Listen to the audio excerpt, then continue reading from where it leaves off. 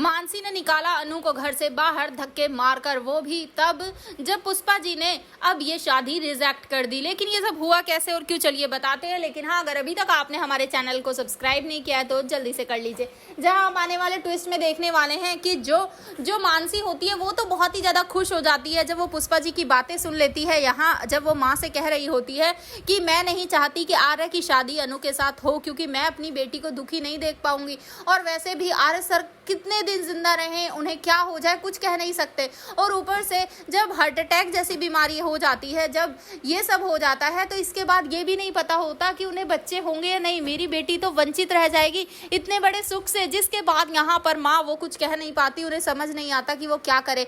लेकिन इसके बाद अब मानसी वो तो बहुत ही ज्यादा खुश हो जाती है। यहाँ से पुष्पा जी चली जाती है अपने घर।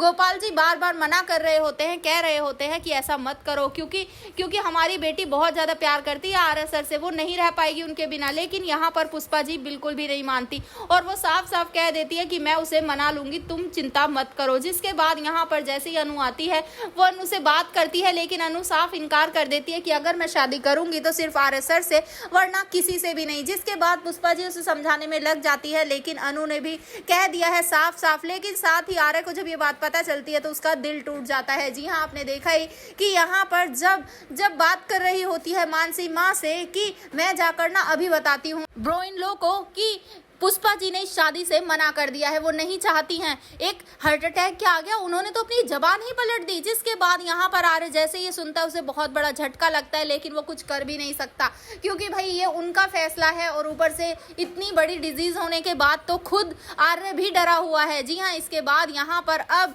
जब अनु घर पर जाती है दवाइयाँ वगैरह देने के लिए और सब चीज़ों के लिए, तो यहाँ पर अब मानसी को गुस्सा आ जाता है और वो कहती है कि तुम यहाँ क्या कर रही हो, जाओ यहाँ से, तुम्हारी शक्ल भी नहीं देखना चाहता है परिवार वाले, क्योंकि तुम्हारी माँ ना मना करके चली गई है, वो नहीं चाहती कि तुम्हारी और ब्रो इन लोग की शादी हो। जिसके बाद अनु वहाँ से चली जाती है सैड होकर घर पर।